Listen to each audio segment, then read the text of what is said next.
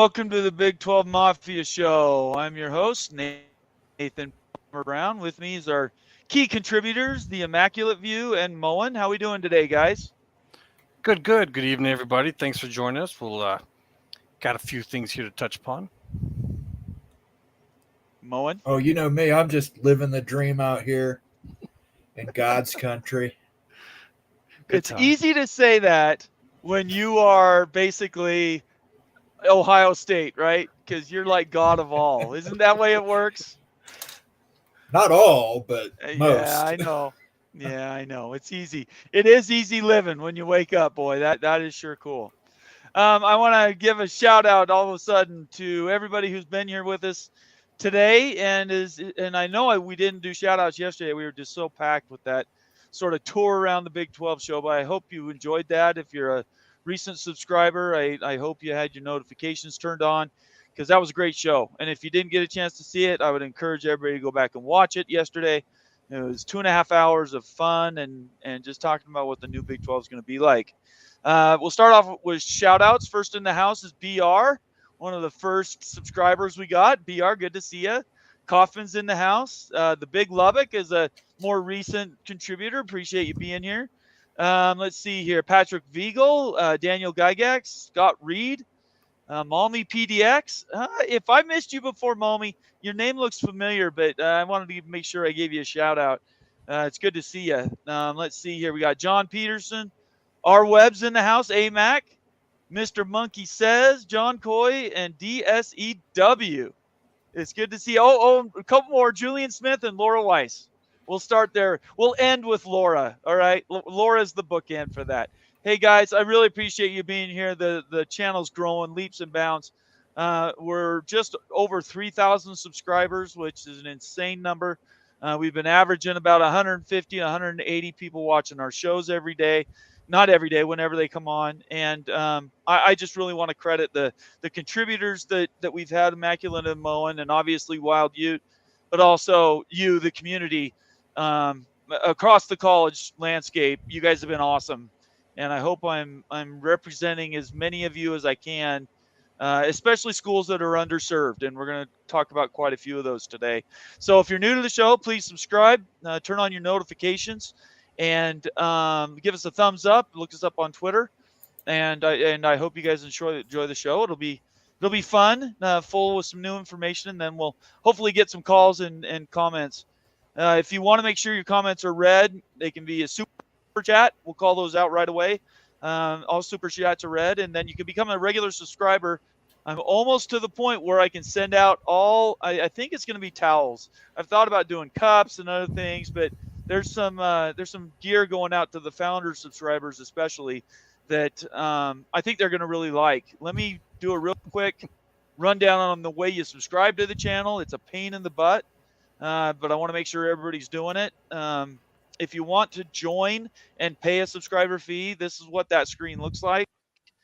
Basically, you just hit this join button here, which is obnoxiously not big and bright. Doesn't have arrows pointing to it. But if you hit that, it'll give you some choices to be a channel subscriber.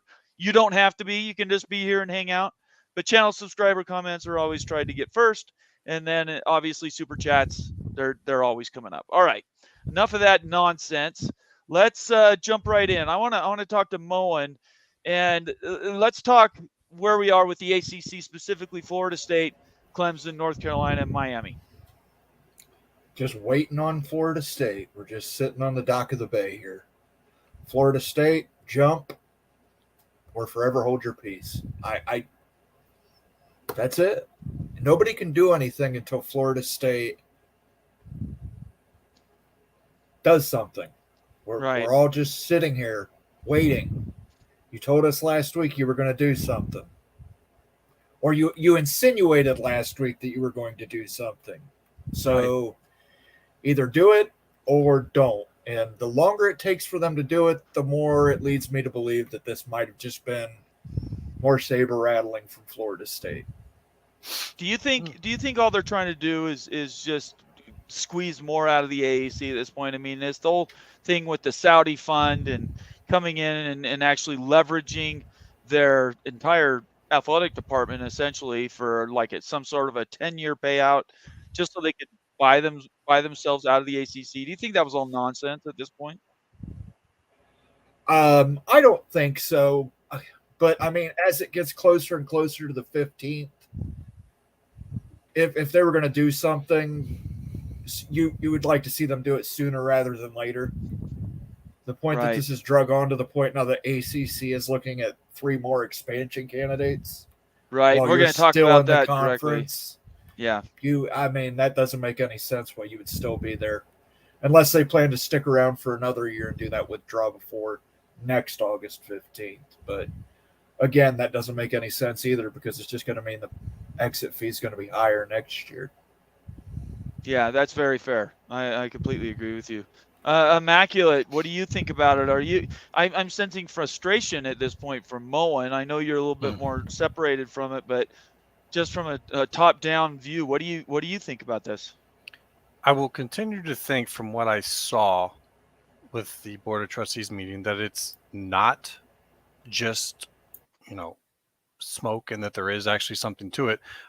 I until we see nothing happen, that's hard for me to believe just because of how much they did.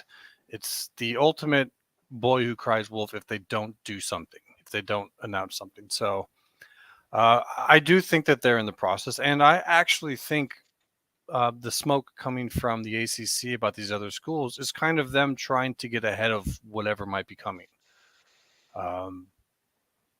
It seems a little forced. Like why is the ACC looking at adding Stanford and California from the West Coast unless there's something we don't see kind of pushing them to do this? I mean, if they really need to expand, there's other ones over there. It's not like Stanford and California are that valuable. Right. So, and then now to be talking SMU too, it seems like there's something at work. There's something at play. I've got some theories, but they're just theories at this point. It's something is going on, and it's a little bit hard to read. And as I saw Rebecca put it out in their chat, the whole Sankey thing today too, when you throw that in there, and him basically saying FSU doesn't meet the pro rata. And if he actually said that, or if that was a media person trying to cause a stir by claiming he was inferring that when maybe he didn't actually. I don't know that either, but it seems like we are in the midst of something, but most of it's all under the surface, and we just can't see what's going on. So it might be a race to that day going on with the ACC versus the FSU. I think that's a fair analysis. I'm going to show this screen. This is the really one that caught my attention on Twitter today from Brett McMurphy, who's part of the Action Network. He says ACC considered adding Cal, Stanford, and SMU, or just Cal and Stanford. Sources told the Action Network. First reported by Ross Dellinger. SMU has a $10 million exit fee to leave the AAC with less than 27 months, so that number could double. In May, the ACC told the league there was no interest in expanding. We already have too many mouths to feed. But everything's blown up, right, with the Pac-12 and what's happened with it. And then this talk about possibly the ACC losing schools, that's a pretty big deal. I mean, we can't really look past that, can we? No, I mean, it definitely looks like they think they're going to. Otherwise, I don't see a reason why. Just to get to 16 with this type of schools? Like, I don't see why. They're sitting on a 36, until 2036 with this deal. Like, are they thinking it's going to get them a renegotiation with what? Stanford, California, and SMU? I think ESPN is just going to look at them and go, no, you are not. So it feels like they're preemptively moving on something. I would guess the guess is it's twofold for the ACC. One, it lets them know that you're setting a recruiting ground in Texas and California, but what's more important to them is it pushes the ACC network into the Texas market, into the California market. That does raise the profitability up enough potentially to make everybody more money in the league. Yeah. I think that's I don't fair. know that it's still not going to be enough to cover what Florida State wants. So I mean, it's not. That's the only two logical reasons you would add them, because you're going to increase travel costs. You're going to have another 3 mouths to feed, but your hope is that you're adding enough cable subs through the ACC network, getting it onto a basic cable package in those areas to make up that difference. Right. I don't know if that's financially doable. And I think, the reason we talk about this, and we all want to move on to football, which is only just a few weeks away, but you can't ignore the story because the repercussions are really, really big. We've talked about the shrinking from already you're seeing A4 all the time now. Like the Pac-12 has basically ceased to exist, even though it's still there. They're trying to reconstitute it, but honestly, now people are talking A4, and then this whatever happens with these other ACC schools, it's so dynamic, and I think it's really important that it's a story that is generational. All of this is generational. Last year is generational. That's why it's driven so much interest. This is why our show has picked up, and other people's shows have picked up, and it's a really big deal. And I don't think the story's going away until this stuff is resolved. Let me get a couple comments in here, and then Immaculate, I could tell you wanted to say something there. Disu, I hope that's how you say that. He's a new viewer. Appreciate you being here. He or her. Love that you have Wild Ute as a YouTube partner and that you're realistic with all things college football. Well, thank you very much. We try to do that. Sergeant Pickles, who's a subscriber, says good evening to all and bow down to Washington. Okay. All right, Pickles. You only get away with that because you're a subscriber. I normally wouldn't do that for people.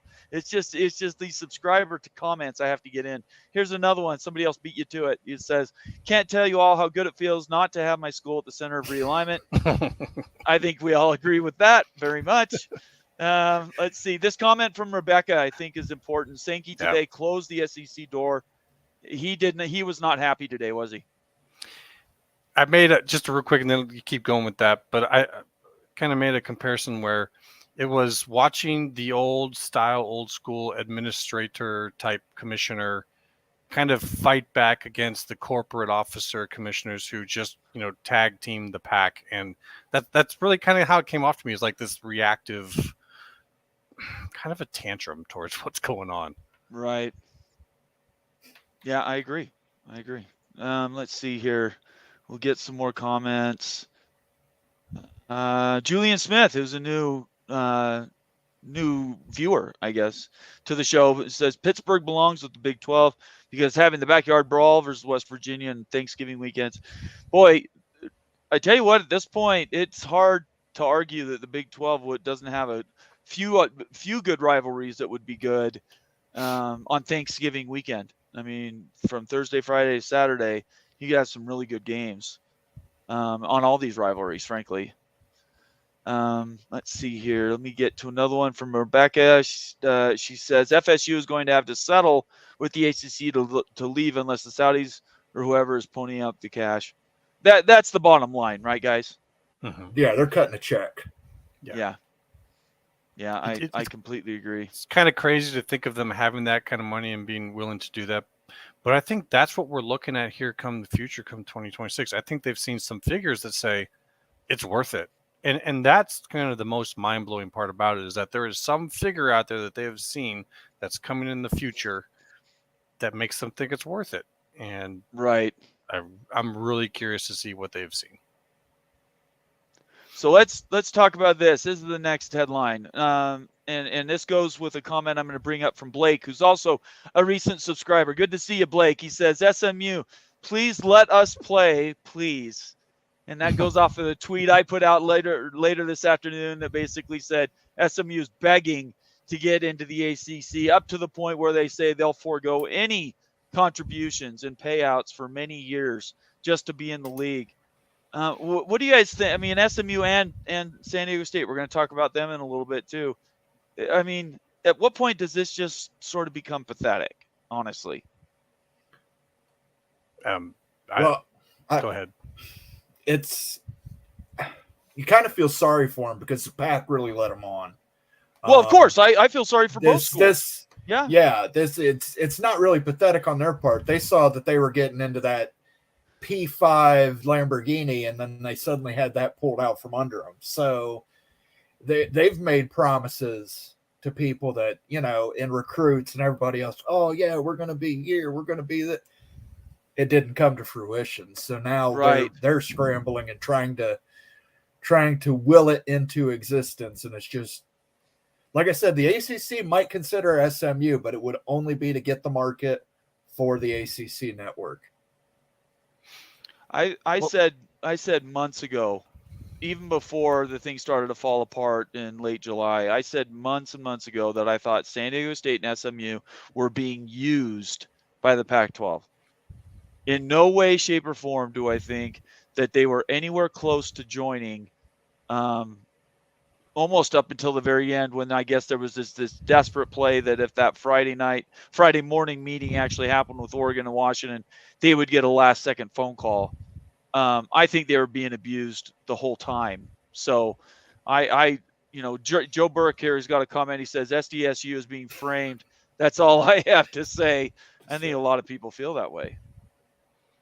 And he has another comment comes a little bit later on the same way. You can't be mad at him for trying. I agree with him. Like, it might have not been done well, and maybe these people didn't use good tactics. But in this situation that we're in, to be honest, I'm not entirely, like you're saying, mad at them for having a go at it from their position. You got to do something, right? So. I think that's fair. We got a super chat here, first one today from R Webb. Good to see you, R Webb. I know you make the rounds, and I really appreciate you being in my show today. He says, very rich of Sankey after what he did to Bowlesby. Does somebody want to refresh everybody what that was? I remember vaguely, but I don't remember the details. I think he's talking about, they had an alliance to counter the other alliance. Right. And then he goes and takes Texas and Oklahoma, basically. No.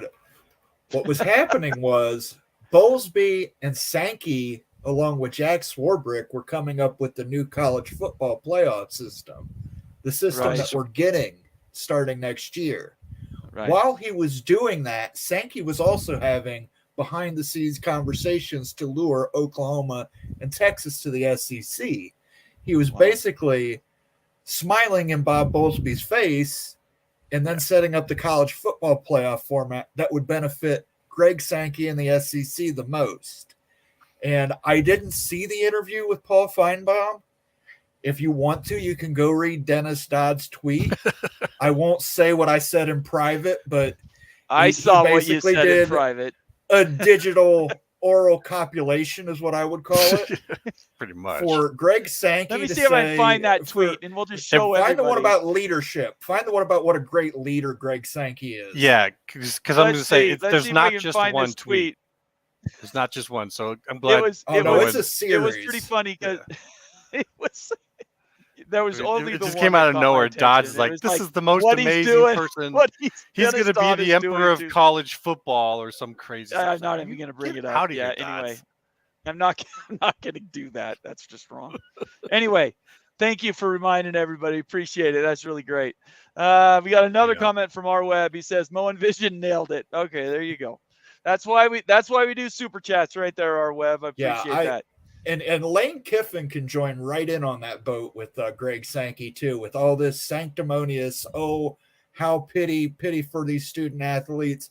Nobody was calling that when the SEC was killing the Big 12 by taking Oklahoma and Texas. I saw someone going in on that too. That you can save that sanctimonious bullcrap because I'm not having it.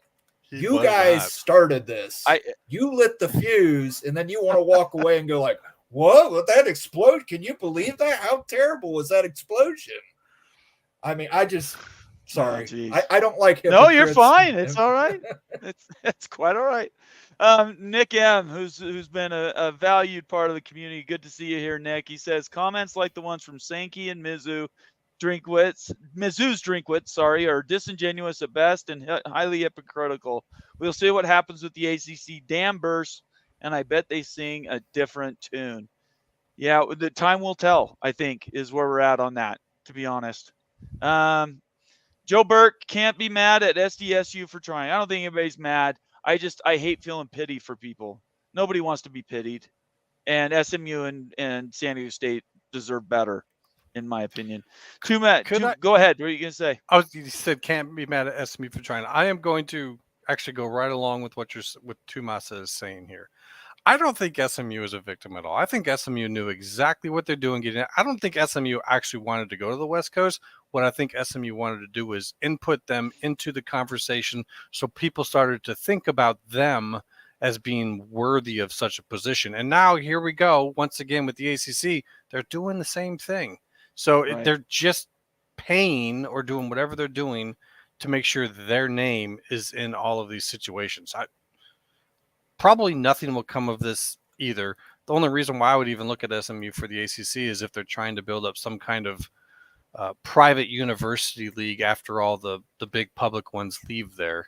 Otherwise, I think it's just SMU trying to get, back in the conversation because they used to be a big deal and they're trying to get there again.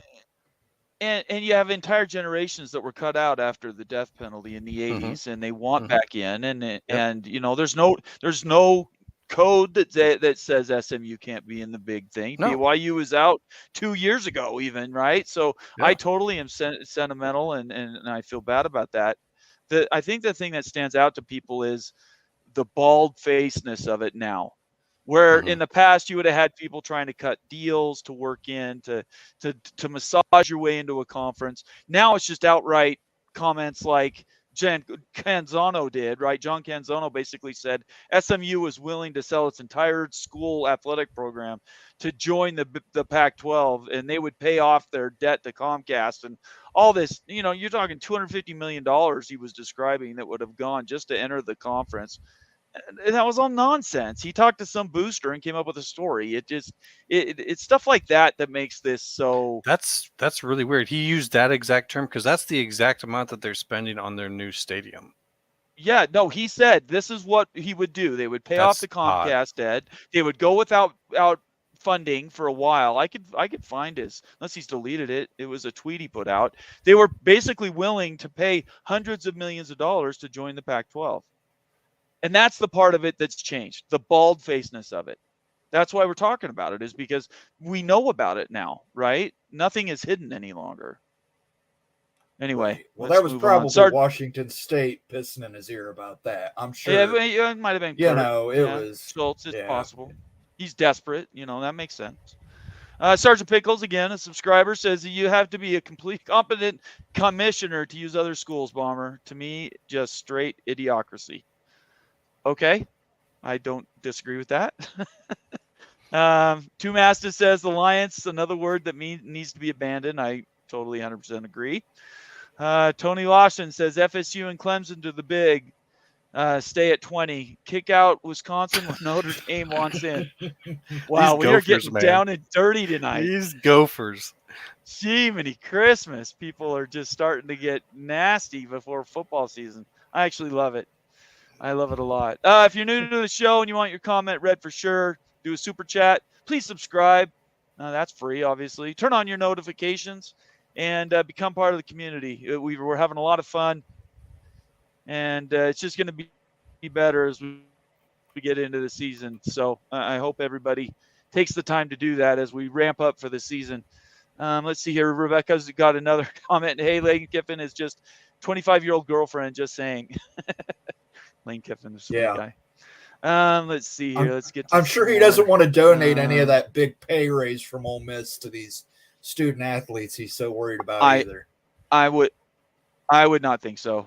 By the way, I'm going to take a moment. If you're a BYU booster or a BYU fan, take your phone and scan the upper corner of the screen. Is the QR code for Coug Connect? It's an NIL I support.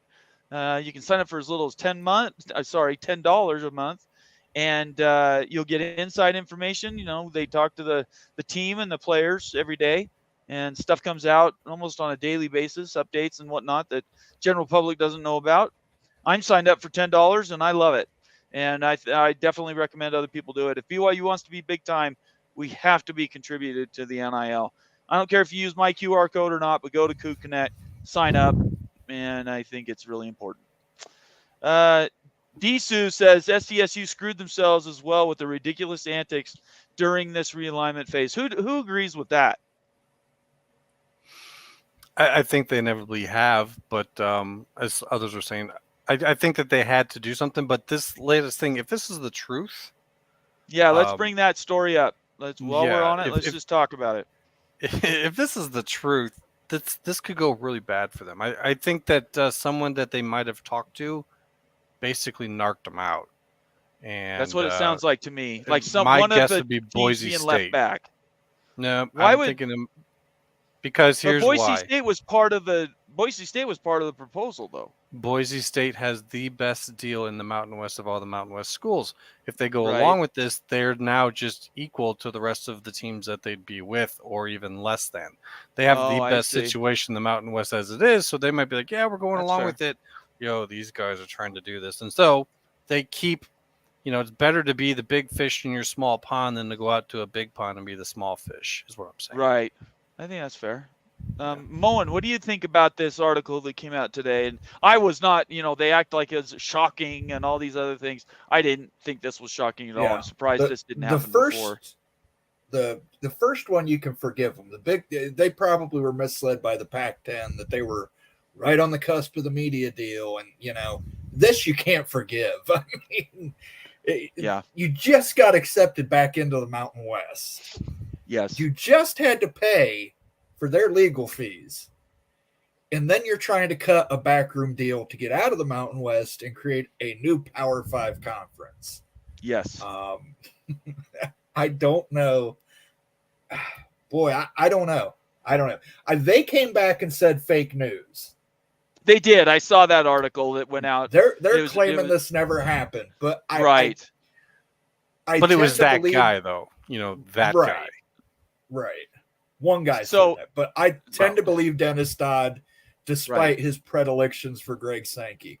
Well, and that's what I was going to note is Dennis Dodd. I have a respect for Dennis Dodd. Again, I don't know Greg Sankey beside. I think he writes good articles and he does good sourcing. I agree with Immaculate, though. I think somebody did complain about it that found out. I'm thinking maybe Air Force. It had to be a school that was Wyoming that was going to get left behind. And it's too close to the damages just being let back in. That's the bad look that I totally agree with Moen on. And it could have just been, I don't know how to really put this. I don't want to say casual conversation, but just kind of like, hey, have you guys thought about this or that? Because we're in a time where these schools got to figure out, what they're going to do. And so it might have just been casual conversation that wasn't actually full on planning, and someone maybe who did not like how SDSU tried to maybe leave and that whole thing that happened earlier, figured they get one more nail in the coffin. I don't know. Right. It really honestly could go both ways. It could be kind of a fake story, and Dennis Dodd just doesn't realize it because his source is a reputable source. It's just the reputable source is maybe being a little underhanded. It could go either way, to be honest, to give, devil's advocate here. And if we've learned anything, we know that these journalists, including me, I would put myself if you get a tip from somebody, you have to judge the tip in context and either trust and run with it or don't. And I've had both occasions work for me. And if they don't work out, you just say, hey, the guy was working me, or maybe he didn't know that gave me the tip. But everybody's being manipulated, and I think journalists have probably been the most rubbernecked through this whole thing over the last year, to be honest. Daniel Gygax, another super chat. Appreciate it, Daniel. SMU is just Marshall U with a bigger endowment. I like Marshall. I think Marshall's okay. Thundering Herd. Our web again. Canzano's blog is called Bald Face Truth. Yeah, I've never understood that name. I got to tell you, I think that is a... Well, I mean, SMU did have a national championship for like 23 months. Yes, they did. Yeah. That is true. So, yeah, we don't bring that stuff up. And then when Craig James was there, he killed 5 hookers, allegedly. Oh, my gosh. I can't believe you just said that. All right. The days when there wasn't social networking. Yeah, right. Jeremy Some people Callahan, who are old will get that reference. welcome to the show, Jeremy. He says SMU has the right idea, though. They know that if you aren't in one of the power conferences in the next couple of years, it's curtains for your program from a national standpoint. Unless we go to a crazy number of teams, Immaculate's magnificent 75, unless we get there, these teams that we're discussing right now are not going to be in the group. In fact, for the next close while, it is quite possible that 4 conferences of 16 or 3 of 20 could be dominant fairly quickly, depending on what happens in this next week and a half with the ACC. So we're talking about a lot of moves that could possibly be happening. Yeah, we're living it right now. Let's the extra ecclesiasm nulla salus. Who knows Latin? Somebody tell me what that means. Sounds like you do. I don't. I know my kids was took gonna say- Latin. I don't know it. Anyway, he says, will the Big Ten poach Texas Big 12 team to get into the Texas recruiting? Moen, tell everybody. A Big 12 team? Yes. Maybe. He's Maybe. thinking TCU. Which one would maybe you think that they Oklahoma. would go for of the Big 12 teams? Of the Big 12 teams, TCU would probably be. You think so? You think the Dallas market would be enough for the Big Ten to go for? I think if you're going to – I don't think the Big Ten would look for the Big 12's Texas teams first. I think they would probably look to poach Texas A&M away from the SEC. Yeah. But if that doesn't happen, I think TCU would be the best bet based on the academics of TCU.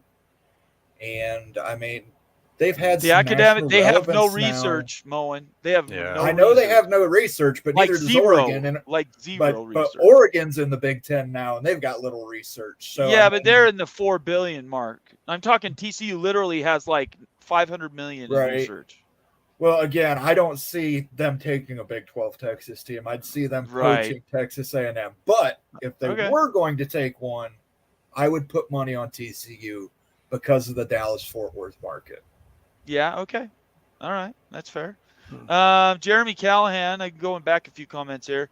He's laughing at Immaculate. Figured it was something like that. Boot out the Hawkeyes there. I'm on board. Yeah. Okay. No, that was over the comment earlier. from Make Tony. sure we get those all. There was another comment here, and I don't know if this is true. Somebody's gonna have to fact check it, but the Big Lubbock says SMU alumni raised $200 million and offered to Bob Bowlesby to join the Big 12. Have you guys heard that rumor? No, but if someone was to say this is absolutely true, I probably wouldn't push back too much on it. I mean, SMU is, from all reports, they're pretty brazen. Like they'll just throw money at whatever. When did this happen? Was this after Texas and Oklahoma left or before? Yeah, 'Cause there's if it was no timing. before, I could see them pushing back. Texas would never have allowed SMU into the Big 12. There's too many schools just close together down there. I don't Yeah. understand it. Mike Smith, welcome to the show. Do you think that if Brett Yormark cannot get UConn basketball only, does he look at another Big East basketball team like St. John's to add to Gonzaga? That's an interesting question. What do you guys think about that? No. The Big 12's done expanding until the ACC blows up. That includes they're not looking to get into the basketball only market. That's kind of small potatoes now that they know the ACC is on the menu. That's what they're waiting for. I haven't really seen basketball until the football moves are all done and over. Like if we get to 25 or 24 and we got the new rules, that's another thing too, if you want to talk about later, but some of the things that Sankey was talking about were direct kind of threats towards the NCAA. And so I think that they're going to push on them soon, but that's a different story. I don't think this happens until the whole football consolidation is over, but that's when basketball moves might start to happen. Because we talked about it, you don't want those schools to affect your vote. Right. They'll use the vote as leverage to get more money than what, maybe just basketball would get them if they get inside. So I think that's a fair comment. If you're new to the show, we're almost 150 people watching. Please subscribe, give us a follow, leave a comment or suggestion. I try to get to those. I'm falling behind because we've had so many recently, but I do try to get to them and respond to them. And then if you want to join the show and become a subscriber, hit the join button on the Big 12 Mafia page. And there's 3 tiers. You can sign up, and I try to get to those comments first. And then, of course, if you're here and you just want to leave a comment and razz one of us, you can do that in a super chat. And I definitely read all those. Let's see here. There was a good question. The DSEW says the same thing we were saying. Dennis Dodd has been pretty spot on. There's no way he would just make up a story about SDSU. I would tend to agree with that. And John Coy, welcome to the show, says realignment could end up Power 4 now teams. So Power 4 to Power 3, A4 to A3. With the way things have slowed down with the ACC, I'm tending to fall back a little bit on the A3. I think we might end up with just 4 at 16 for a minute. You might, yeah. It might stall out until the 2030s. It might. Yeah, like I said, it depends on what Florida. Somebody has to jump first. Right. Florida State has put themselves out there and said, we're going to be the ones to jump. So jump. Yeah. I mean, that's. I do think the stop is at 20, and I do think I have to think at this point in time Florida State's going to go, and I don't necessarily believe Sankey when he says that Florida State doesn't meet the pro rata, so we wouldn't do it. How many times do we say, "Oh, we're not doing this, we're not doing that," and then somehow miraculously it happens? So I still think we're on the path to 20, and then probably a little break. So the question becomes, and that pro rata really is the sticking point at this point, because everybody was thinking. No, let's explain that why, so everybody understands what we're talking about. Yeah. If there was the idea put out by Florida State and maybe the others that they would leave, and the Big wanted them, right? The Big Ten wanted them, but there was a possibility that the SEC would fight, or SEC breed ESPN would want to keep them in the fold and would not leave them the South, not give the Big Ten access to Florida. And in that process, the pro rata that ESPN has with the SEC, which may or may not exist, I'm still not sure which is true, would cover anybody who moved over. That's what this discussion with Greg Sankey sort of was around today. And he's saying there's no money there. There isn't a pro rata, so if somebody comes in, there's no room in the inn. And the Big, if they want him, they can take him, essentially. He was like a dare. But I still think, even though he says he wants to deal with people straight up, he's a pretty sneaky dude. Everything he did with Texas, Oklahoma was sneaky. Everything he did with Texas A&M was sneaky, and Missouri. I just don't trust him. Yeah, that's an open air negotiation. You know, just as far as how much you're going to get, who's going to have the power in the negotiation. You know, if he was to come out right now and be like, "Oh yeah, we're open to it," well, now he kind of gives away the strong position in the negotiation. So. It's just opening volley. I don't believe it at all that they don't think Florida State's good. But at the same time, he is on record with some of these things that he just said. And no surprise who he went to in order to do that first volley. Feinbaum. Right, of course. Yeah, Paul Feinbaum. Yeah, Moen, you want to add anything to that? Yeah, Greg Sankey's a straight-up guy. He straight up stabbed Bob Bowlesby in the back while backdooring his 2 biggest brands from him. And then he straight up stabbed everybody else in the back while making sure the SEC had the best position for the new CFP that he set up. You know, why don't you tell us how you really feel? That's what I mean. It's interesting. You can't spell snake. You can't spell Sankey without snake. Just putting it out there. All right. I like that the other person said Paul Feinbaum, Rebecca's in the chat. She's a big softball fan. Did you see, if you caught any of the interview, boy, you should have seen the masterful softball Paul Feinbaum was throwing. I mean, geez. Lucky that he was behind a desk, or you wouldn't have seen the knee pads. I got to tell everybody, today is like therapy, right? The last 2 weeks have been so intense for us 3. Yeah. It has been insane. And so we're just having fun today. I hope you're here having fun. You're getting a lot out of this, because this realignment stuff has wound everybody up tight. We just want everybody to just sort of take a deep breath and know that the news out there, it's not doomsday. Anthony Palika, thanks for being here, Anthony. Good to have you. Says I could see the 3 conferences of 20 teams, 2 10-team divisions. 6 altogether, basically 6 conferences at that point. Come on, you gotta say something. Let's go, Immaculate. Yeah. What? Okay. Everyone's heard about pods.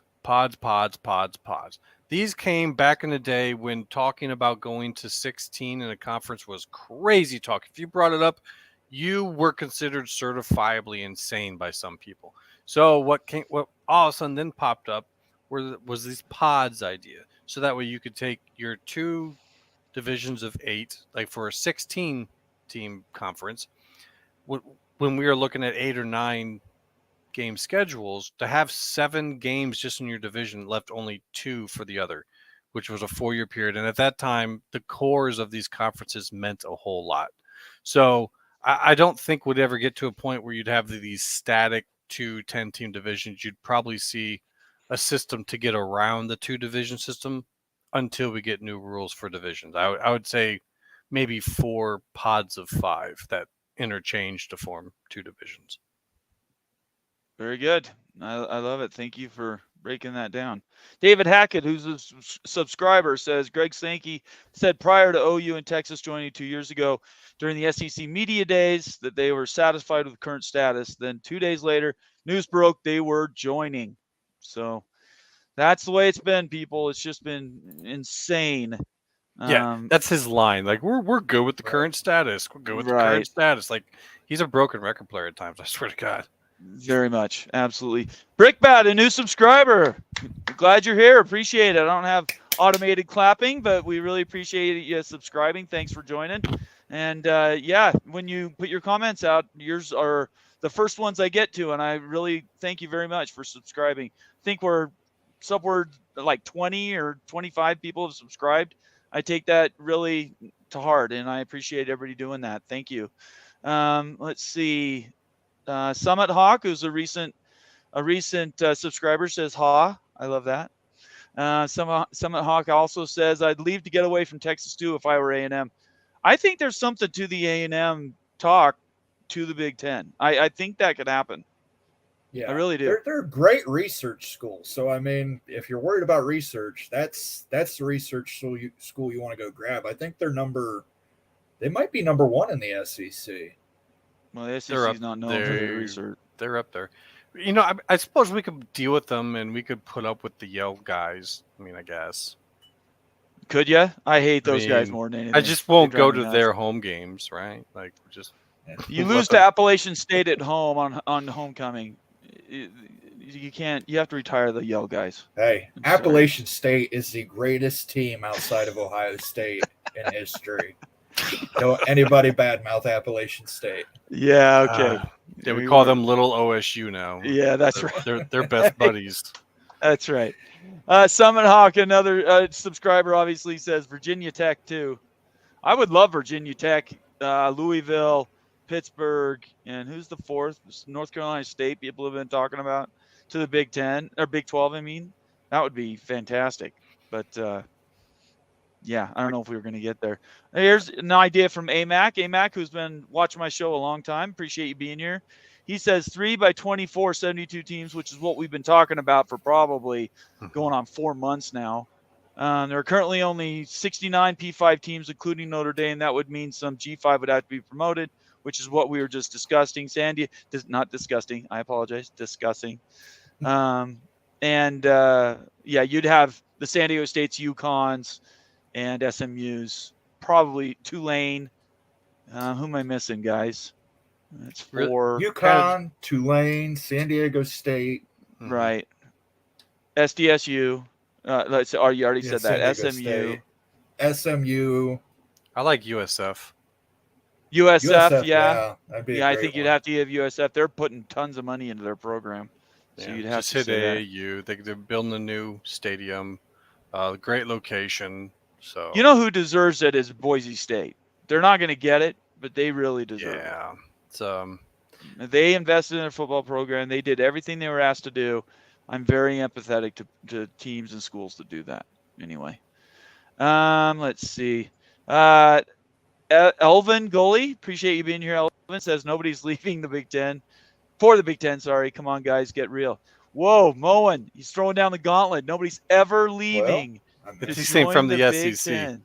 I know. Oh, okay. Yeah, people have left the SEC before. I mean, Tulane left the SEC. Georgia Tech left the SEC. I mean, it's not unheard of schools to leave conferences. So. We have one big argument to use against the SEC, Moen. Yeah. They decided that they needed an exit fee after all the time that the SEC bragged, we don't need an exit fee. We don't need an exit fee. Texas and Oklahoma come to town, and what do? Exit fee. So you really can't say that the SEC doesn't think that there's a chance that, say, a school from Texas might leave. Right. And don't forget, once Texas enters a conference, they have a way of somehow managing to alienate people to the point where they leave the conference. I mean, well, that's why I think Texas Nebraska, would leave. Mizzou, I mean, they just are. I don't know. I don't want to use the word cancer, but they're just a pestilence. They'd probably let Missouri leave for free. They are the worst blue blood in the country. They are poison. I agree with you. I hate Texas. I think everybody loves Texas. Texas was joining the Big Ten, I would have a problem with that. That'd be the Ohio State to the SEC. Let's go. Let's get it. Let's start that right now. We would all just leave and form a new conference. There you go. Texas. We'd all form a big line and clap on. Oh wait, no, never mind. We wouldn't do that. I don't know. I don't know why you'd want to coach that team, man. You're just constantly number one target every year. Doesn't matter who you're playing. Anyway, Daniel Gygax says Oregon State and Washington State back in the Power Conference. I think that 69 count included Oregon State and Washington State, Daniel. So in that count that we just went through, Washington State and Oregon State are still considered P5 in that number, because that 69 number's been there for a while since the 4 teams joined the Big 12. So that's where that's at. So don't worry about that. I think they'd be back in if we went to 72 or 75. I think they should be back in today.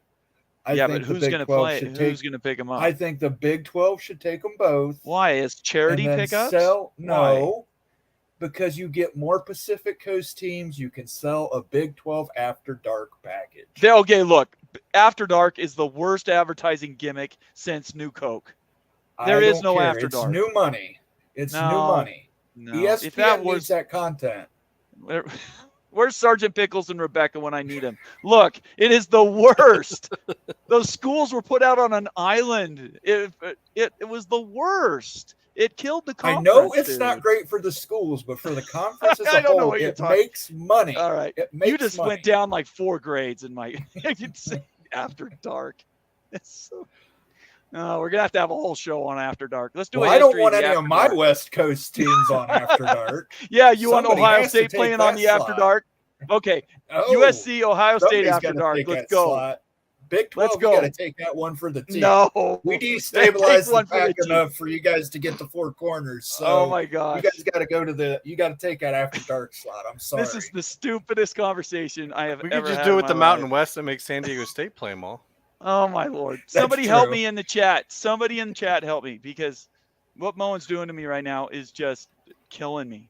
All right. Summit Hawk, he's coming with a super chat. Let's see what he says. I agree with hold until the ACC implodes, but only if FSU and Clemson leave. Does it truly mean the others leave? I think it depends, both SEC and big poaching. So let's talk about that dynamic a little bit. By the way, Summit, being a subscriber and doing a super chat, that's a pro move, man. I really appreciate it. Thank you so much for contributing, and I don't take it for granted. Believe me. Let's talk about this, guys, because I think this is the detail, right, in the mess. How do you think? Why would the ACC blow up if those two things happen? You ever played Jenga? Sure. Okay, grab the bottom 2 blocks. That's it. I mean, those are your arguably your 2 largest brands. What happened to the Pac-10 when they took USC and UCLA? You lose that much value from your conference, it's just going to topple. So, I mean, It's the mold. I mean, like you're saying, it's USC, UCLA, it's Texas, Oklahoma, and in this case, it's FSU, Clemson. These are decapitation moves. These are meant to basically make these conferences dead man walking, and it'll do the same thing to the ACC. In fact, it'll be worse. I would say that the Big 12 and the Pac weren't as top heavy as the ACC is. Okay, that's absolutely well. true. I don't think it is as top heavy either. I think it is top heavy, but I don't think it's as top heavy as the others. I agree with that. Wait, who you? I'm saying the ACC is the most top heavy of the. No, I think. Yeah. Okay. Look, I don't think. Are we considering Notre Dame ACC? See, I wasn't. Maybe that's where I was screwing up. I wasn't counting Notre Dame. Well, I'm saying those. If you take those two away from the ACC, it hurts the ACC more than taking Texas and Oklahoma away from the Big 12 or taking USC, UCLA away from the Pac. And those were big shots to those conferences. Those were decapitation moves. I'm saying FSU, Clemson is even more of that to the ACC than those were to their respective conferences. Sorry, I misunderstood what you said. I apologize. Yeah, that's why I just wanted to re-explain because I thought that maybe I messed that up. Don't yell at me. I promise. I didn't mean it. Oh, good. I won't. Moen might. That's his night. But I'm not into being. This is supposed to be lazy tonight for me. Okay. I know. You're making me actually work. I'll bring this the energy. I mean, no. All right, no, let's see here. Okay, Sergeant Pickles and Rebecca. Look, Sergeant Pickles and Rebecca are bailing me out tonight. Can confirm After Dark is so bad. And then what was Rebecca's comment? Rebecca, I hate After Dark. Okay, Moen, she go said away. Something like it's an automatic loss. It is. Whoever plays, it's an automatic loss. The best part about them is, though, nobody's watching. So who cares? It doesn't matter if you lose because nobody's watching. Anyway, we've done a change over here. Appreciate everybody coming in. If you're new to the channel, please subscribe. Leave us comments, suggestions, thumbs up, and all that fun stuff. I hate doing these, but I can't get my auto comments to work.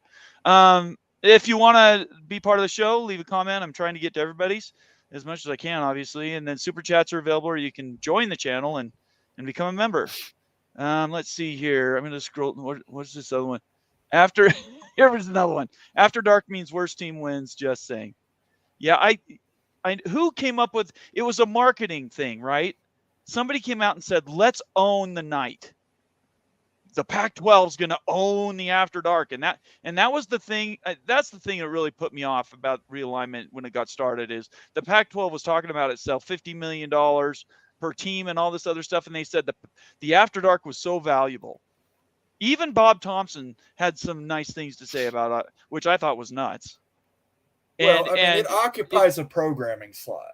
Yeah, but nobody's watching. Whether it gets ratings or not, live sports is still the best investment on cable. So ESPN's got a choice. They can either run that or they can run College Game Day Final for 6 hours, you know? Yeah, well, probably more people watch that. And there's degenerate gamblers out there like me who love Pac After Dark. That's where you make up your money. You always take the underdog in Pac After Dark. You'll make up whatever money you lost that day. And I think that's what Rebecca here in a super chat saying is Pac-12 After Dark had great moments, but it was meh. All right. I'm glad to know that I'm right. That's all I know. I mean, I just want people to say I'm right. They had to try to sell it, right? This is the one thing that they have that no one else has. Right. And they sure did. You got to try to market this thing in some way. And yeah, it comes off as a bit ridiculous, but what are you going to do? You know what's ironic is that BYU games are massive at night. Millions.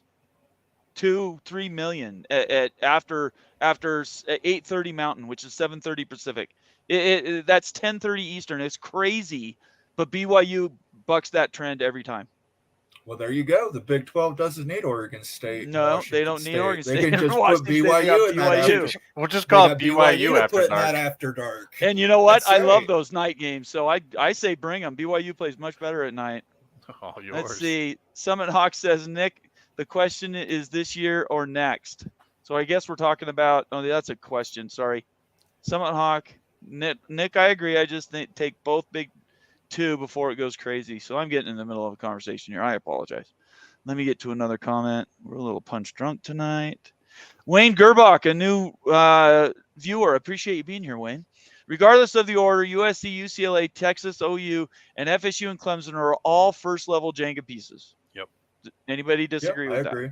Yep. Okay. That goes right in line with what we were saying. Yeah, those are decapitation moves.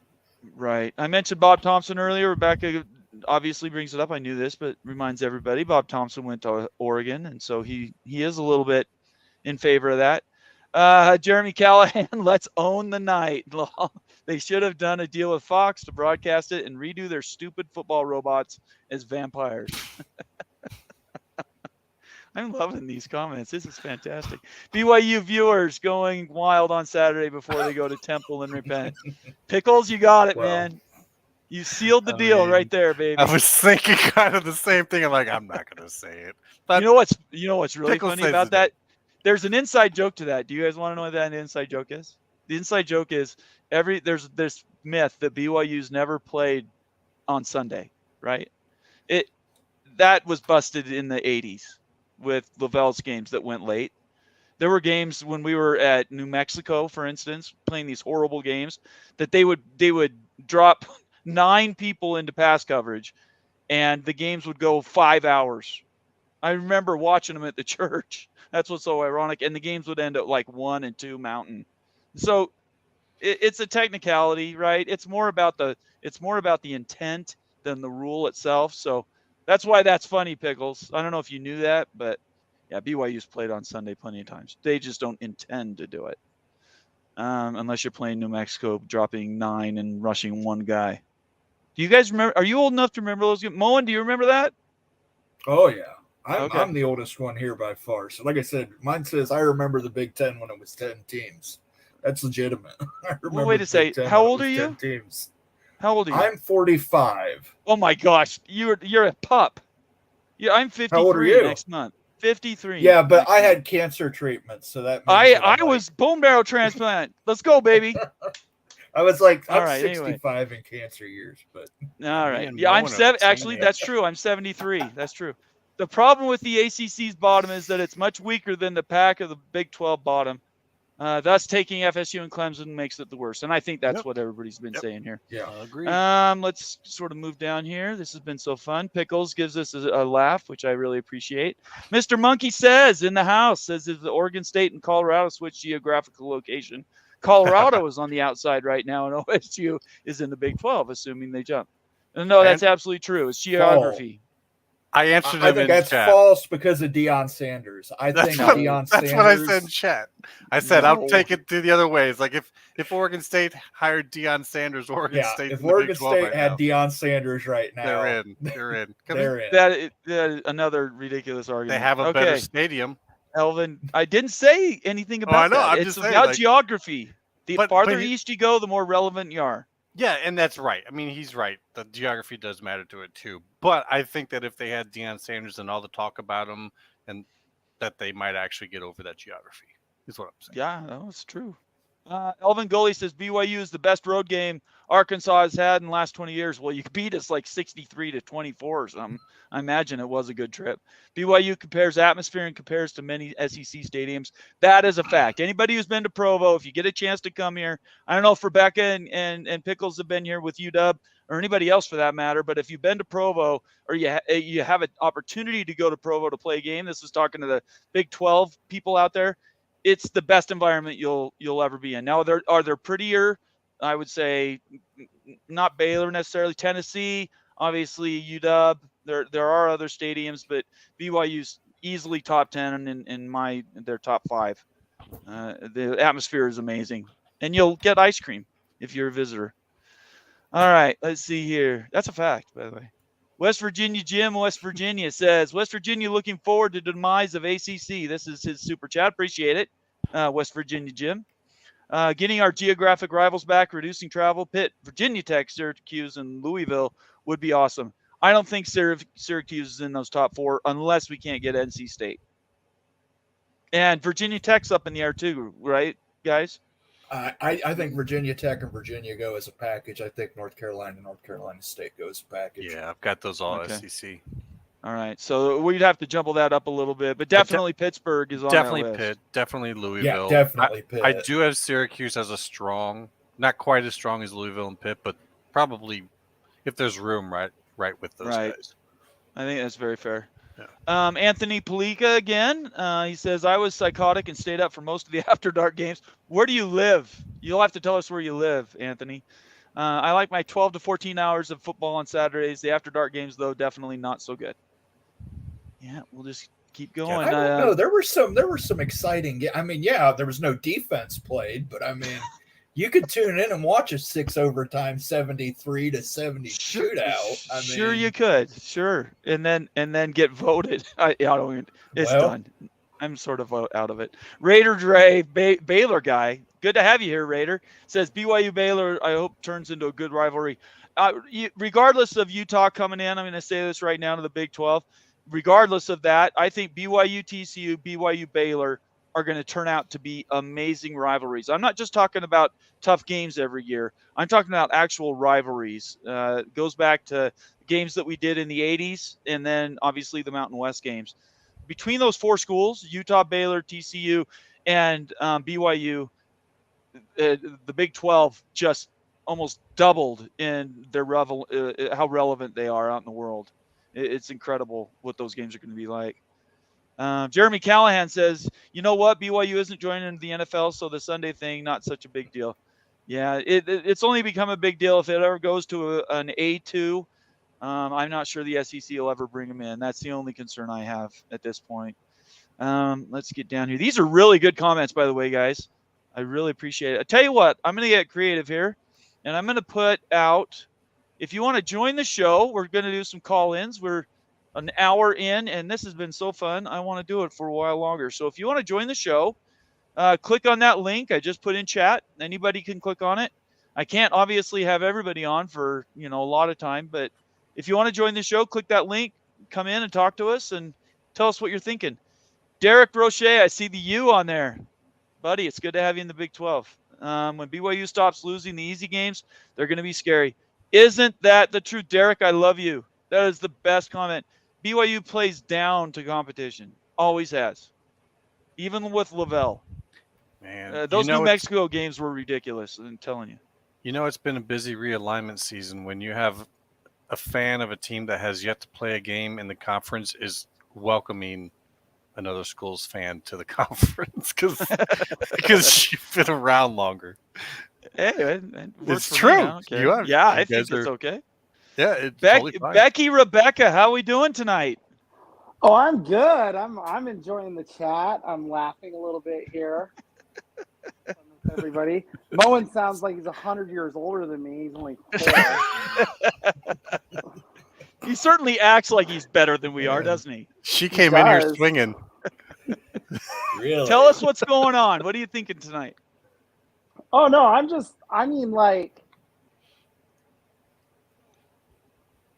Where's the Washington state of mind at? We're over feeling pity for them now. I'm sure that's true. They've gotten to that stage already. Like, gotten to that stage. There's a lot of drinking going on in Pullman right now. I'm telling you that for a fact. Oh, if they were in school, they'd be rioting. Yeah.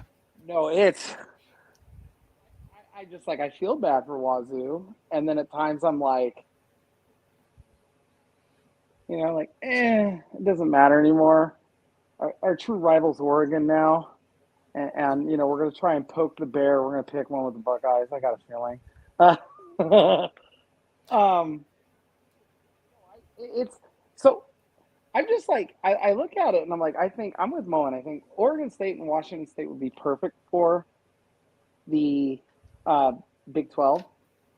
They all. We're losing you, Becky. Yep, I'm here. Okay. No, I think they'd be perfect for it. I think the ACC adding Stanford now is just silly. It's just so silly. It's so far, and first off, Stanford's rich. Probably that might be the wealthiest Power 5 program in the country. By a mile. Right. Mm-hmm. We have no idea. They might just very well be. Now, Stanford's not footing the bill for Cal. That would be UCLA footing that bill. Basically, UCLA would be covering it. Yeah, So like it just makes like if I'm UCLA, I'm like, hold up, I'm not, like we already have to pay you. Like I'm not like I want the minimum amount to pay. I don't want to pay you the full whatever it is a year. Yeah, because wasn't it like 2 to 10 million? Like UCLA Yeah. has to be sitting there going, yeah, they're definitely getting 10 million out of this. Yeah. Yeah. Like if I'm Yeah. UCLA, I'm going, I'm not paying you That's 10 like million. I the want to pay you worst 2. situation. Yeah, like join the Mountain West so I can pay you 2.5 because you might have to go to Boise and that's hard to get to. Hey, I have a scenario to toss at Becky to see what she thinks about it. And it has to do with Oregon State. I guess it could be Washington State too. I think one of them is going to end up winning the AAC next year and being a part of the very first 12-team national championship tournament that we have. Would that be quite the turnaround? It would be for Wazoo. But Oregon State, you'd just be like, yeah, if you didn't do this. If Oregon State got in and they didn't win it the first year, that would be shocking. Yeah. Let me say this about Oregon State. They probably have the most underrated offensive line in the nation. Like they're good. They beat people up. They just they out physical everybody, and they have their running back was a true freshman last year. He weighs like 220, 225. He's only going to get bigger, and he's fast. The kid is fast. I watched him run all up and down the field on Washington until they just finally started like the hits kind of wore on him. But he's a true freshman. Eventually, that was going to happen. Coincidentally, the hardest hit he's ever been was against Florida in the bowl game. I mean, they almost knocked him out. Like he got hit hard, and then he wasn't the same runner after that. But again, true freshman. They just beat you up. And Jonathan Smith, right? Jake Browning, when Jonathan Smith was the offensive coordinator at Washington when they went to the college football playoff. If you watch Jake Browning throw a football, Jake Browning has no arm strength. I love Jake Browning to death, but as far as quarterback throw at Washington, he's not the best passer. He was accurate, but he didn't have that arm strength. And Jonathan Smith knew how to maximize it. That's why I'm like, DJU is going to get. They're going to be really good with him. The only issue with Oregon State is they're replacing 2 corners who went to the NFL, a linebacker transferred, I think, to like LSU or something like that, and a couple other guys who graduated went off to the NFL. So their defense isn't going to be as stout. But that offensive line, like, everybody jokes that you can line up in the Big Ten and you have to have a fullback, right? Everybody jokes about that. They run the ball like Michigan. They don't have the dudes that Michigan has, which is wild. Oregon State could come play Big Ten ball like they won if we had, grabbed them. I think they want to go play Big Ten football. They don't care where they're playing it. Yeah, that's probably the better way to put it. I'm going to take this tweet, which Rebecca actually had poked to me right before we brought her on, saying from John Canzano, who everybody knows is like Walter Cronkite, right? He says, a longtime college administrator watching realignment madness told me today, I predict in 5 to 10 years they will all migrate back. And I'm assuming he's talking about the Pac-12. I don't know how, but it's 18 to 16 team league. 18, 16 team leagues with all that travel just isn't sustainable. I'm not sure what that comment means, but at the end of the day, he's talking about the travel, right? Yeah. For all their teams, for the entire athletic department, all of that. Right. This is the bargaining stage of grief. I do want to say, I got to find the interview. Heather Tarr, the softball coach of Washington, was supposed to be on the radio today here in Seattle, and they were going to ask her this very question. So I'll have to see if it's on the podcast because they always release it as a podcast the next day. But yeah, as Bowen said, it's that, bargaining stage. They have, they were in anger like a week ago. Now, it's bargaining. So. Right. Absolutely. If you join the show, we're going to go a little while longer. Appreciate it. If anybody wants to join, I'm going to post the link. You're welcome to join us. I'm going to keep Rebecca around until I have somebody better to bring on. Is that okay with you, Rebecca? Well, I mean, Yeah, I feel a little offended. No, don't do that. I don't mean anything what I say.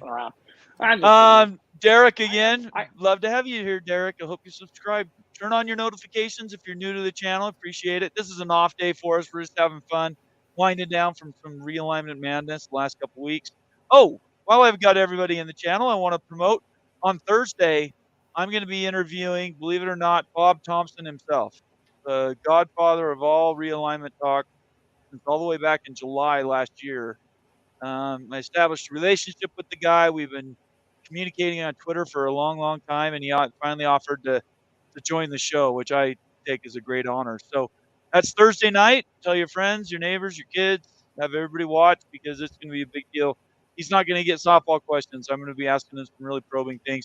See if we can get to the bottom of the psychosis that really happened to this realignment turn and what he sees it's going to look like in the future. So I hope you sign up and are able to watch that show. Subscribe and turn on your notifications. Another comment from Derek. He says, Utah TCU is also an old rivalry. Those two schools mirror each other in a lot of ways. I agree with you.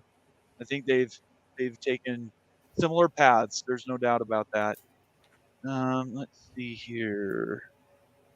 There's another one from Summit Hawk, who's a subscriber. He says, Texas Tech and KU is a brief rivalry in basketball. Hopefully, if KU keeps improving in football, it will translate to the field. What do you guys think about that, Texas Tech and Kansas? In terms of basketball or becoming a football rivalry yet? Football rivalry. I think we're talking football right now, yeah. Yeah. I mean, I think it's going to come down to they're going to need to have a big game. Like if Kansas gets better and they get into a conference championship game against each other or something like that, or a big game that kicks one out of the race. Otherwise, I've never heard of a whole lot of rivalry there, but maybe there is something. You guys, any others have a comment? Go ahead. Kansas is that weird one. I'm trying to figure out who they feel like.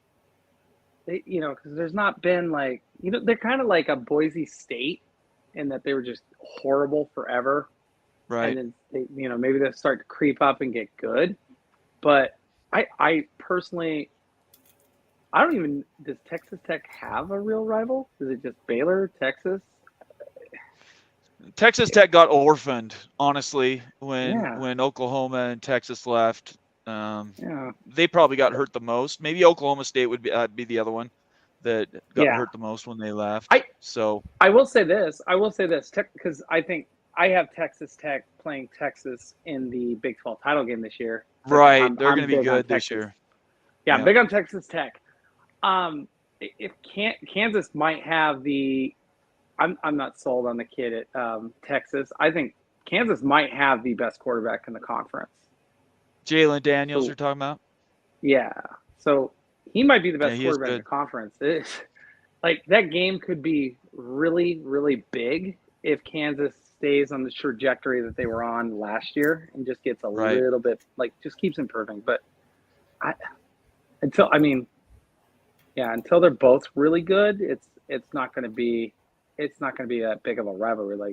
Like a TCU and a Utah is going to be the bigger rivalry because they have baggage, and they have that hey, when TCU was making BCS bowl games and playing the Boise States and that the Rose Bowl, that was Utah that they had to go through. So and BYU. Just to build on that, as MH5 actually says in chat, he was not wrong. The Kansas backup quarterback was surprisingly good for a Kansas team to have a backup quarterback that was that good. That was probably the most surprising thing about it, that they not only had the first stringer that they had, but they actually had the backup that they had. It was kind of impressive.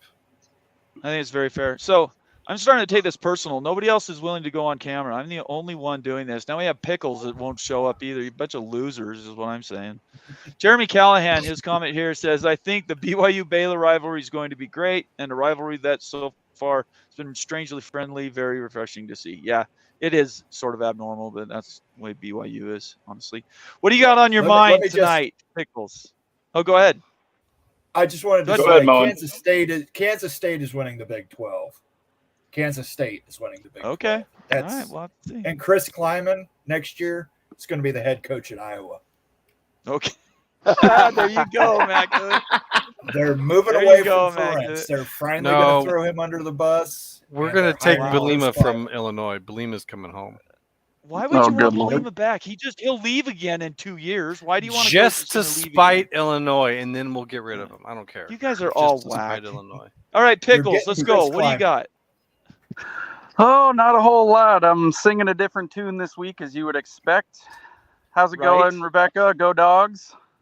Go Dogs! I mean, go Huskies! You know, we yeah. It's been a great week here in the state of Washington, and I spent the whole weekend in Portland. So yeah, well, my blood pressure dropped very about clear. 30 points. The western side of the state's been very happy. You get over in the Palouse, and they're not celebrating. So. Yeah, it's not the same. Anyway. No. All right. So, Pickles, did you have something you want to say? We just making this a UW reunion. Come on. Oh, just sharing my general thoughts. This is my first chance to kind of pipe in since it all came to a head on Friday. And, yeah, interesting to definitely be in the Big Ten. I think it'll actually take a couple of seasons of playing to not feel like bowl games or out of conference games. But right. It's pretty exciting to see. Instantaneously, you have Duck fans crowing about flipping a recruit from USC, so that's never going to end. Yeah. Well, did you guys the see US... though that? Did you see what McMurphy put out about bowl games? What did he say? Yeah. He said he tweeted basically like there's a thought that bowl games could, because the conferences are so big, bowl games could feature conference games. So like Iowa could be playing like instead of playing like say like an Iowa State or a Kansas State, they could be playing Washington or USC in a bowl game. Yeah, consolidation is going to force that. You're going to run out of bowls. There's not enough conferences to fill the bowls. Honestly, that's weird. Which would tell me that if that's the case, like I can't see the Big Ten and the SEC being okay with a group of 5 teams getting like an automatic berth into the playoff after the next 2 years. 26, that might all change. We don't know. They may not have a choice, I mean, that's how it's governed. So yeah, we'll have to see. Our Web with a $5 super chat. Appreciate it. Our Web says Tech and TCU play the West Texas Championship, and Tech's most play opponent is Baylor and the Dust Bowl with OSU. So these are Big 8 rivalries here we're discussing, and I mean, I'm not devaluing them. I want to be very clear, our Web. They're just not driving a lot of eyeballs, right? And that's really, if it's a rivalry that's a rivalry, kind of like an English Premier League soccer rivalry, Everton and Liverpool. That's a rival, but is it something everybody tunes in for? No, it's Liverpool, Manchester City, or Manchester United, right? So there's BYU, Utah. There's TCU, Baylor, and then there's, and that's where Tech is struggling, honestly. Tech needs to find somebody to absolutely hate. I think Tech's going to come out from underneath the shadow of Texas. I think we could see I hope so. Tech start to rise up. Some of these, like he's saying, the rivalries that down there are well known and everyone knows them down there. I think those are going to become more pronounced now as the Big 12 becomes less of Texas plus the Plains States Conference and becomes a little bit broader based, because we might actually start to hear about those now a little bit more.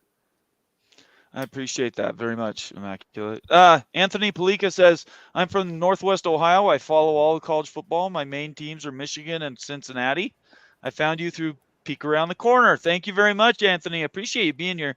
Greg Flugar's been a mentor of mine. The guy's a stud. I think everybody on the show right now, all the viewers, pretty much everybody here, came from Greg's show, and I tip my hat all the time to him. He's the greatest, and I found Immaculate, Moen, Pickles, and Becky all from there, and I hope everybody keeps watching him. I know things are starting to wind down with realignment, but Greg's going to be relevant, and I want everybody to keep watching him, because right now we're all just hoping he doesn't pick our teams to win. Yeah, that's true. I saw that last year. That's true. You don't want to. Poor Penn State. Yeah, I agree with that. He did pick Washington too, so I'm like, ugh. Hey, does this mean that Iowa could go undefeated? Yeah, maybe. Because I have Not Penn with that State as their one. offense. Hey, are you talking about we Let's have see we here. have an actual quarterback. He's not our own. You know, he came from Michigan. Yeah, you still got Really Brian wasn't any Ferentz, good so. there. Yeah, that's true. All right, I gotta find another good comment that doesn't And have. this Let's guy see here from Northwest Ohio, we have a name for people like you. It's called Traitor. Oh, The only brother! school that you Wow, need to do, traitor, if you're from Ohio, Anthony. it's Ohio Oof. State. Anthony. Like West Owen's Cleveland. calling you out. Like Northwest Ohio, so just southern Michigan is what Moen's saying. Well, yeah, whatever. All right. Yeah, I've been to Cleveland and Cincinnati, but that's it. Let's move on to MH5 here. It says, I'm curious what Yormark's basketball play is long term. Again, we haven't been talking a lot of basketball, but March Madness is the next big money grab. Their media rights are up in 2032. Do the conferences take that market and take the bulk revenue? This is where this is going to be like an issue. Is like the Big 12. Say there is only a Power 2, and then the Big 12 is that next tier. The Big 12 in basketball is not in that next tier. They should be up with the other two conferences, like especially, and maybe even higher than both. Like all that money from that tournament, like if I'm Yormark, yeah, you got to get into New York. You got to do some games or whatever there. And if he can get just throw the Big 12 tournament in New York City at like the Garden or in Brooklyn, think about how much that would like generate buzz and stuff like that around New York. Because New York City, technically, while everybody thinks it's UConn or Rutgers or Syracuse or even St. John's or whoever, New York's a melting pot. They'll latch on to anybody who's great, and they'll just go watch good quality basketball. I think that's fair. Anybody else want to say something about basketball before I move on? I would just say we heard from him that it's about the young generation. So I think that's a long-term move is what he's really looking. He's not looking so much as right now in the immediate future. It's more of a long-term. So maybe 2032. Definitely next contract or after. There's no doubt about that. I think he's Nick just M, hedging his bet. How is it a hedge, Pickles? Well, I think he's hedging his bet that if he collects all these basketball freaking Pokeballs, then he can cash them in and monetize the tournament on like a conference level rather because I think he's betting that the football powers will basically kill off the NCAA control and that'll extend to basketball. It's possible. That could happen. I mean, I think right now all the chips are in the air. Anything could come up. Yeah, we can move on from that. Nick M says Tech's biggest rival in the border conference was Arizona. That's interesting. I didn't know that. Biggest in the Southwest Conference was Houston. No true Big 12 rival. We'll see what organically develops. Just win. Yeah, that's true, Nick. If they win, those things will come up. I promise. Jeremy Callahan says Mike Smith. He actually might. Kleeman is from the same town in college I'm from, and around there, everything is Hawkeyes. Sadly. I didn't know he was from that area. Is that where Kleeman's from? Yeah, he's from Iowa. University of Northern Iowa. Oh, okay. I didn't know that. Iowa, as a college player. I mean, he's tailor made for that job, and Ferentz is on his way out. Gary Barta was pushed out, and Ferentz is next, and they're bringing in Chris Kleeman. I'm just the way I see it. On the record now. On the record. AMAC says Tech, Arizona, and Arizona State. Again, we're talking about those rivalries for Tech. The old border conference rekindled Arizona State's rivals. So this would have been pre-1978, I'm guessing, because it wasn't Pac years, obviously. We'll be everybody because everybody hates them already. I can't wait for ASU road trip to West Virginia. Everybody's waiting for that's going to be standing room only. ASU, yeah, West I Virginia. might go to that. I might drive to Morgantown just to see that. Just that game. That's going to be just to see anybody who's wearing an ASU shirt. Just to see how long they survive. I do want to say something really funny. So Washington's not playing in Pullman this year. The Ducks aren't playing in Corvallis or Pullman, but Washington is going to Corvallis. They're the only one of the the leaving group of the 4 that's actually going to travel to Corvallis this year. Yeah, well, I'm looking at that game as a possible upset. That's going to be rough. It's a week after like USC. It's going to I be think rough. Anyway.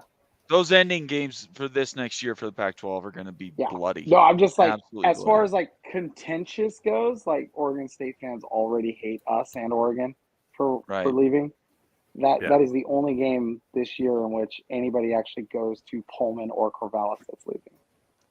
Like that one could be. If it were in Pullman, I'd be like, the players are going to get pelted with beer bottles. Yeah, I would definitely think twice if you're visiting on whether or not you're going to wear the colors of your team. You might have a rough night. Yeah.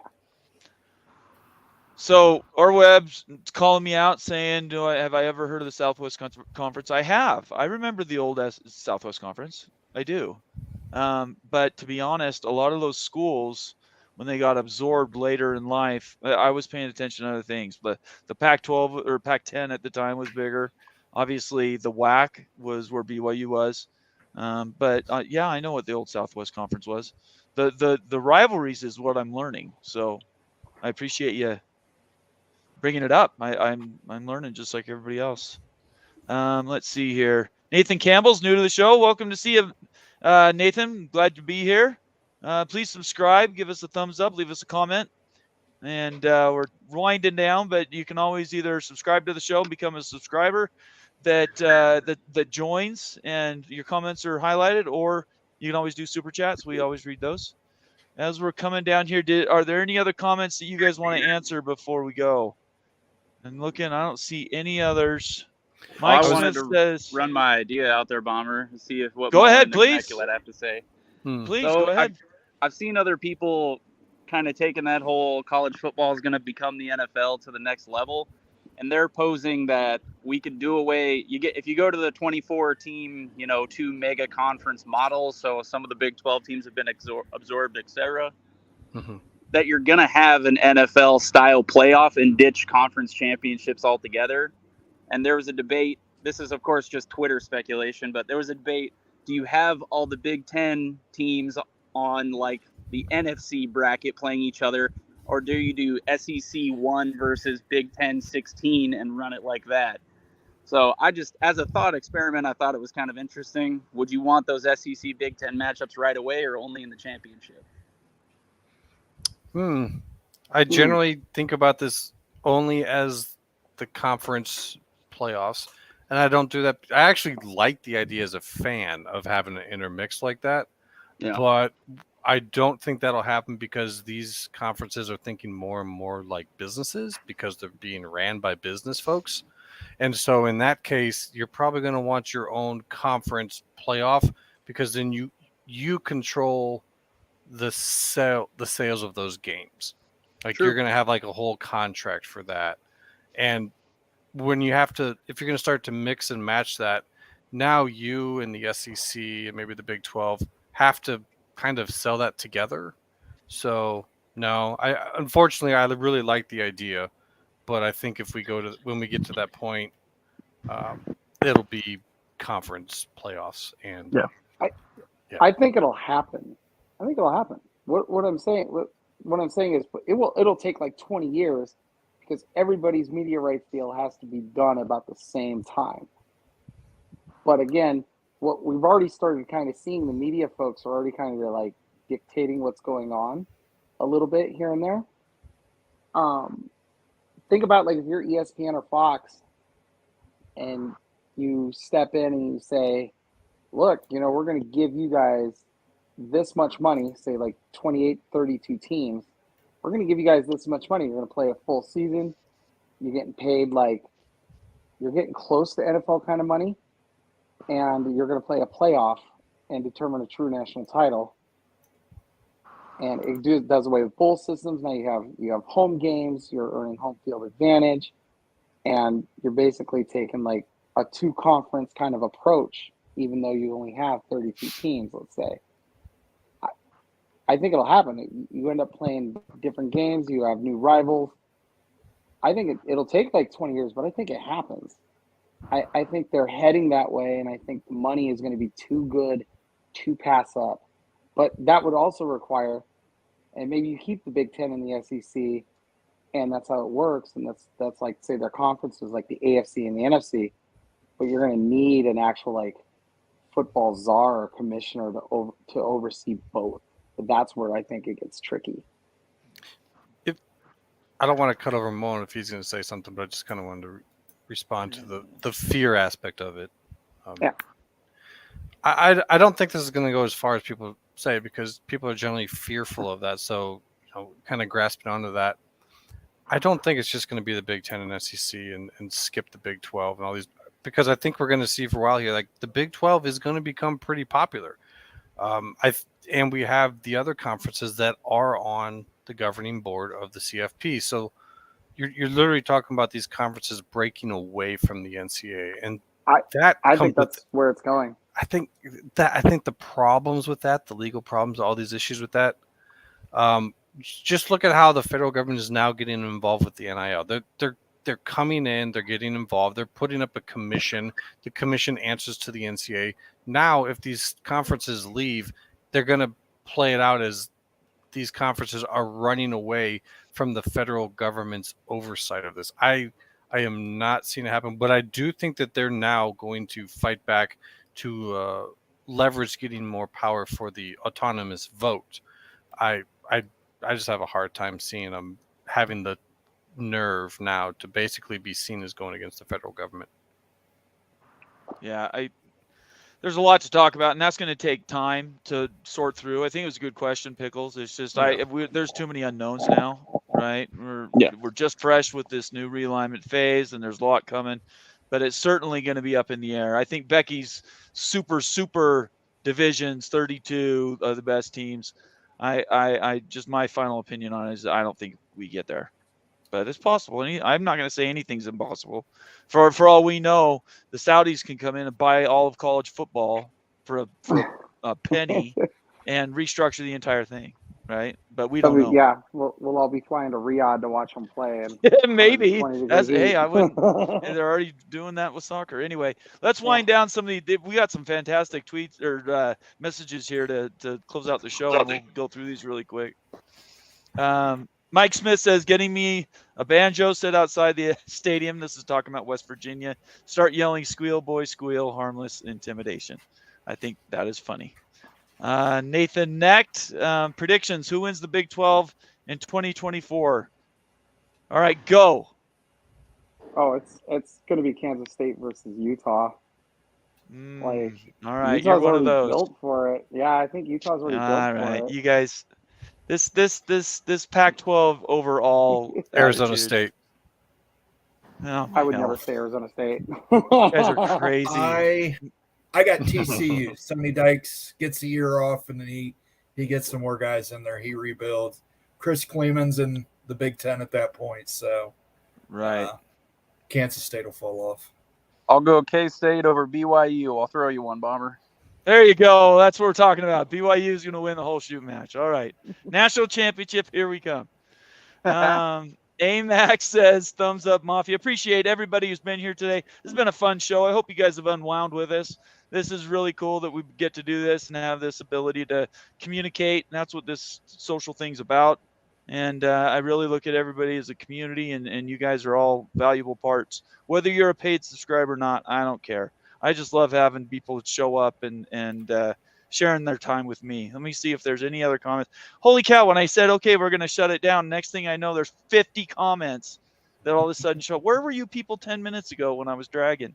Summon Hawk says the Big 12, I think, already owns the trademark, the Big 16. Let's talk about the naming thing. I think that's a cool conversation piece. I actually think they're going to sit on it for a minute until they're having discussions today. I'm sure they have 1,000 ideas. Brett Yormark's a marketing genius. They'll come up with something. Do they get rid of the number? That's the question. Get rid of any numbers and get rid of big in any of the names. As dumb as it sounds, it's pretty darn easy no matter how many teams they had to chant SEC for all of time. It works. Right. And Big Ten owns big, frankly. The Verizon 16. Big just is generic and it says nothing to me is why. It's not like happy to be in the conference. Don't take that the wrong way. like if Pac dropped the numbers, I thought it would have been better off when they went to 12. I don't know. Yeah, Big Yormark Sky will sell the Conference naming has, rights you know, every season. It'll be something different. Yormark will sell the naming rights. It'll be, Del Taco Conference for a season, and then How about instead of the BIG conference, it's the B5G conference for there you cell go. phones. I think I like the idea of the naming rights thing. I think Yormark could do that. Oh, It it'd would be be- so it would be a gross, great Bomber. way. No. It's gonna happen sometime. Make I it mean, gonna I'm not happen. saying it's good. I'm saying it could happen. That's all I said. It'd be like First Big year. 12, Big 12 conference presented by T-Mobile. Presented by Like- Flying J Truck Stops. There Yeah. you go. That's Truck the stops move. are us. Quickie, Now, Truck quickie stops. stop. they Gotta should go lean Truck into that Conference. and call themselves the Truck Stop Conference. Just They should. Nick M says, "Yeah, but Yellow Trucking just went out of business, so they could- can't do it. They could No, call it the Buc-ee's. Endeavor Maybe England. Conference. England is based out of Salt Lake. That would okay." Nick M says, "I'm not Bomber," meaning me, but I don't think the name Big 12 changes. I think they'll add a motto or a slogan like the Media Days video, greater than 12. They're going to do something different. If you know Brett Yormark, it's going to be something unique. That's all It'll I be know. like the biggest 12 or something. So Maybe. we're the biggest 12. Well, You could be the Big 12, but we're the biggest 12. That's fantastic. only one? Derek Roche, I appreciate you being here. He says, if D1 college football has 6 ties, where the bet? There's no ties in football anymore. What are we even talking about, Derek? I can tell you went to school up on the hill. All right. I'm just gonna tap that. That's wrong. If you don't get that, that's an inside joke. Only in Utah you understand. Except for Rebecca, evidently, she caught it. Oh, Let's see. I have friends who went to BYU and Utah. All right, there you go. You know the hill Yeah. then. Yep, I Extra hear about it. ecclesiam nulla solus. All right, who's smart? Who knows this? Somebody tell me this. What does this mean in Latin? You come on, you Pac-12 people. You have to know what this means. Well, the ecclesiarchy are like the bishops Church. and priests and stuff. I don't Right. know. Yeah. Extra ecclesiam nulla I'm a solus. Somebody look Lutheran. that We up. like barely read the Bible. Okay, all right, that's fair. Truck Stop Mafia. There you go. I love it. In fact, maybe I'll just change it to Truck Stop Mafia. I already own all the way up to 20 of the big whatever mafias, but I think that was all a bunch of stupid nonsense. I think it's All they're right, going to walk I away figured it from out for you if you want it. Outside the Tell church, me. there is no salvation. It's referring to the Christian doctrine about who is to receive salvation. Okay, So- all right. Yeah, it's a Latin phrase meaning Yeah. outside the church there is No no outside. salvation, Yeah, or no salvation. no salvation outside No the church. salvation outside of church. All right, I appreciate that. Hey, I'm a man of faith. I think that's cool. Not sure if Nathan they're next from says Utah. National Car Rental Conference. That's good. Let's see. These are good names, guys. I'm glad we're doing this because this is fun. Let's see. It will be corporate sponsor Big 16. Could be. Quite possible. Could this is funny. Could have Flying J division and a come and go division. Oh no. Okay, that's just wrong, but I love it. Derek laughed at my joke about the hill. I Look, appreciate if that, they're Derek. if they're not calling it the Whataburger Big 12, oh. they're missing out. So this is it. Derek's correcting his typo, which is tiers and not ties. Sorry, it's too late, Derek. I'm not rolling back for that one. You missed it. We'll have to do that again. Let's see. Oh, you know I he's think we're at talking the about end. The the- last. He was talking about relegation. Yeah, what I he don't was want to get into talking about. relegation tonight. I'm getting Yeah, tired. relegation. No, everybody. That's a hates different relegation. conversation. And Summit Hawk, I love it. He's a subscriber, and he says, "Hopefully, we all receive salvation." Isn't that the truth? That's all we want. Everybody to be saved. I'm all for it. Let's go. Let's Thoughts go. and prayers for the Beavs and Cougs. Yes, very much. Washington State and Oregon State, I'm praying for you. I really am. I love you guys. Everybody, you've been fantastic. This is a great thing. I needed this today. We had a big party yesterday. That was cool. When a tour around the Big 12, I encourage you to watch that show. This was more let your hair down, get into it, and just have fun. Thursday night, I don't know if I'm even going to do a show now tomorrow. I may, but Thursday night for sure. Bob Thompson, just reminding everybody, come here, be here, tell your friends, neighbors. It's going to be awesome. I'm not sure how much time he's going to give me, but I'm going to try to hold him for as long as I can. If you have questions you want me to ask, I have some of my own, but send me a DM. I'm happy to consider them, and I'll bring him up. I'm hoping that he'll want to return because he's a stud. Anyway, you got to ask him for his current favorite golfing place because okay, that's all I can do that's that. all he does. He just plays a lot of golf. I know. It's great to be rich and retired. That's what I say. Right? All right. Anybody else want to say anything before we go? Last words, anyone? Yeah, I don't know if we talked about Greg Sankey or not, but Greg Shanky. that's it. No, I just You're mowing. Remember, You just had to get tomorrow, that in. I appreciate Clemson that. Board of Trustee meeting. Really? Yeah, I don't Yeah. know. Hey, Yeah, tomorrow, no, it is. watch the news. Yeah, so we're I'm all just on saying tenterhooks, waiting for might- the ACC. we might have some fireworks. We'll see. Probably not, but We'll see. If we get a Florida State Board of Trustees meeting on like the 13th or 14th, like that'll be true fireworks. It'll break the internet. It'll break Twitter. Oh God, it'll break Twitter. what I would love to see is tomorrow they announce an FSU one on Thursday. So then all of a sudden now it becomes a Wednesday and a Thursday back-to-back type of situation. I mean, it's possible. Mhm. I just don't know that. Yeah, I don't know. Maybe. I know we don't Anyways, want to go too far, but you know. I definitely don't. I'm tired tonight. You guys, thanks for coming on. Appreciate the UW Dogs being here. Go Hawks. Yeah. We're going to look forward to a season. Hopefully we get something going in Seattle this year. Yep. Everybody else, Moen and Immaculate, thank you so much for being here, guys. As always, You're the best, and appreciate we it. need to get your channels up and going. I know Moen's already got a channel, but he's talking about doing some other stuff. And then Immaculate, man, we need Very to start work soon. on yours. Moen's already like got that CW mode going. He's already playing. He does very old much. TV shows and stuff. He does. I encourage everybody. In fact, let me bring off that comment. So everybody follow everybody that's been mentioned in the show today that's participating. Follow these guys on Twitter. They're all fantastic reads, and they definitely keep everybody up to date, and I really appreciate them. So, Oh man, other than that, I'm going to say peace out, and everybody have a great night. Bye-bye. Right. Good night. Yep.